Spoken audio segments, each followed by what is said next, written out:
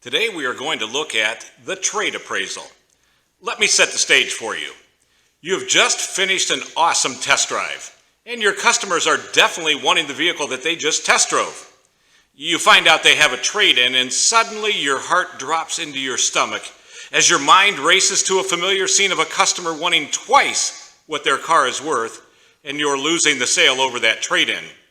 You start hoping they don't have a printout from Kelley Blue Book showing trade values, which you would have to overcome. So you try to push these thoughts out of your mind as you get a vehicle trade appraisal form out. And does that sound familiar or feel familiar? Well, let me offer you a unique option to confidently attack the trade-in. How to turn this fear or anxiety into an opportunity for you to shine and win. You see, it starts with a question that is sure to catch your customer off guard and set the stage for you. Here is that question. Mr. and Mrs. Customer, do you mind if I get you the most money possible for your trade-in? You expect a puzzled look from your customer and even a request to have you repeat your statement. Well, they will respond with something like this. Why, yes, that would be fantastic. Okay, now the stage is set and it's time for you to go into action. So grab your cell phone, that's this instrument right here, which I know that none of you ever leave laying around. Point to your used car manager and say to your customer that most of the time, your used car manager gives your customers the trade-in value that you feel they deserve, but sometimes you feel he could do more. Notice it is your opinion and not the customer's regarding the trade-in value.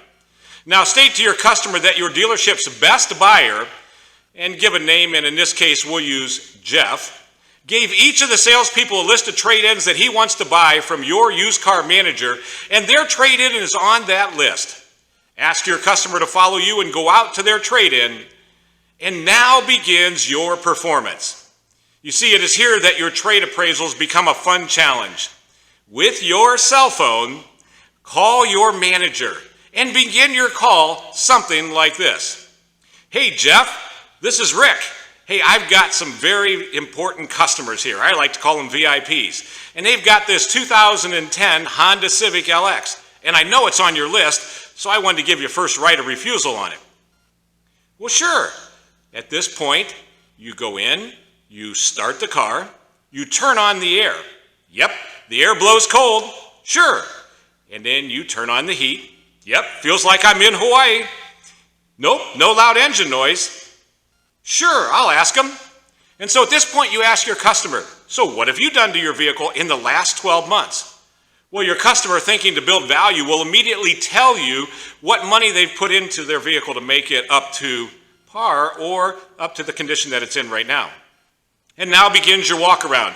And so you walk around your vehicle just simply touching any imperfections. Be sure and check the tread depth and tell your manager on the phone, yep, it's got about 30% of tread life left.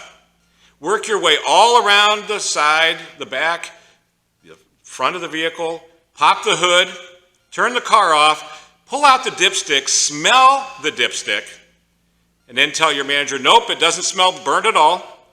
Sure, I'll ask him. And say, listen, Jeff would like to know, if you put the car in your front yard, how much would you ask for it? And they'll tell you probably something like, in this case, we'll use $10,000.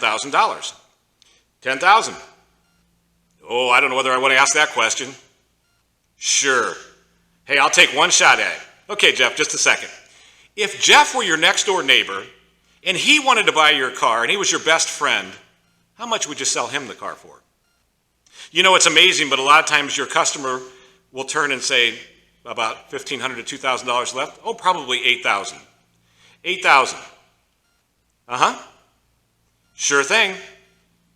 All right, thanks, Jeff. Have a great day. And at this point, you have now given your sales manager all the information he needs right straight from your customer so that he can do an accurate trade appraisal. So now invite your customers back to your desk. Tell them you have to have your used car manager also take a look at their trade-in, and you're going to get them the highest value for their trade.